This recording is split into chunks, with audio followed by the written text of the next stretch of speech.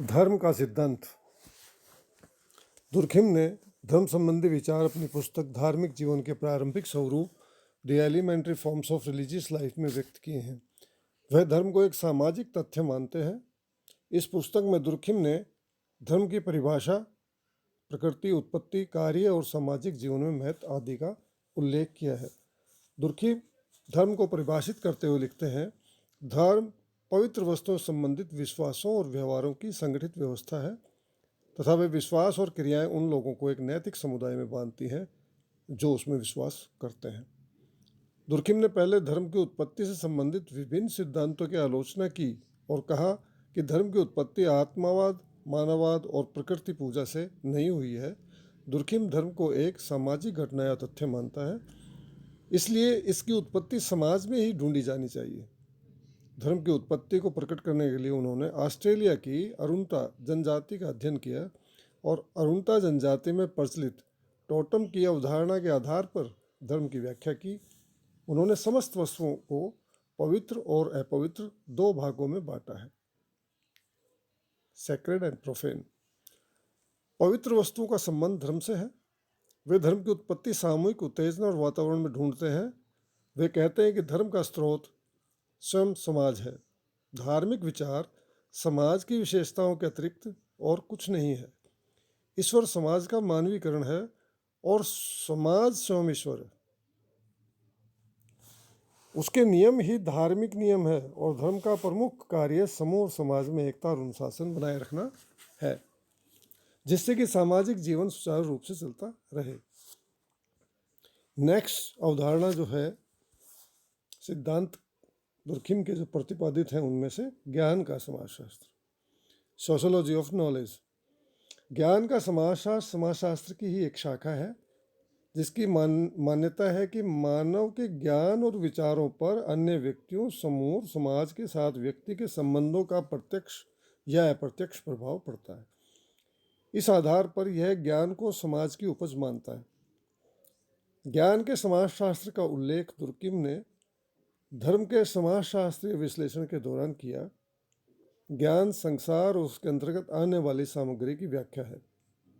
Durkheim के अनुसार समस्त सामाजिक घटनाएं जिनमें ज्ञान और विचार भी सम्मिलित हैं का मूल स्रोत समाज स्वयं है।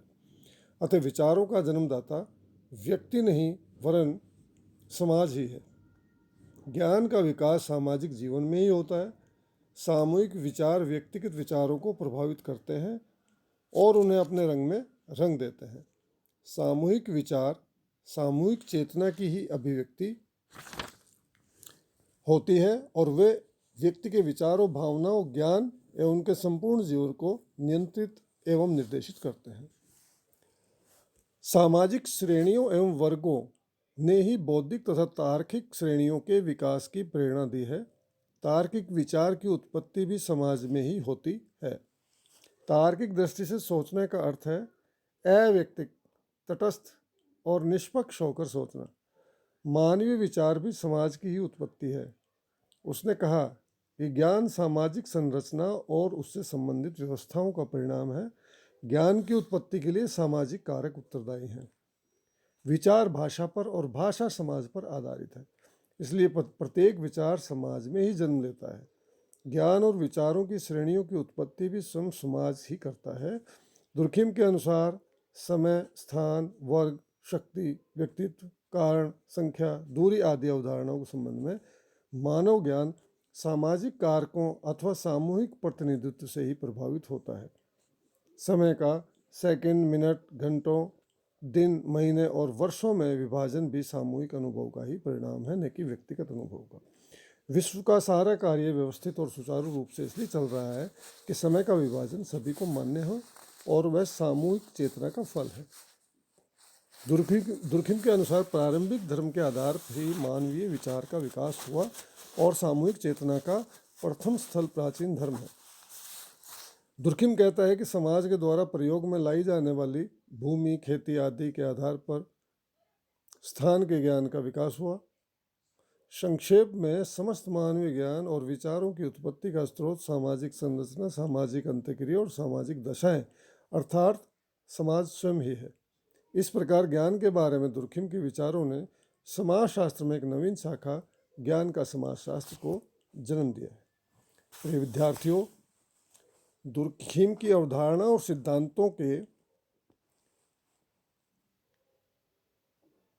अंतर्गत जो नेक्स्ट वीडियोस होंगे वो मूल्यों का सिद्धांत, नैतिकता का सिद्धांत, सामूहिक चेतना की अवधारणा, सामूहिक प्रतिनिधान की अवधारणा, सामाजिक तथ्य की अवधारणा, सामाजिक एकता की अवधारणा, आदर्शहीनता की अवधारणा, अपराध, दंड एवं कानून की अवधारणा एवं प्रकार्यवाद फंक्शनलिज्म की अवधारणा को शामिल करेंगे। नेक्स्ट वीडियोस में आप इन अवधारणाओं और सिद्धांतों पर व्याख्यान सुन सकेंगे। इससे संबंधित रिटर्न मैटर और प्रिंटेड मैटर आपको अपने व्हाट्सएप ग्रुप पर भी उपलब्ध हो जाएंगे। उन्हें ध्यान से देखते रहें, पढ़ते रहें। धन्यवाद।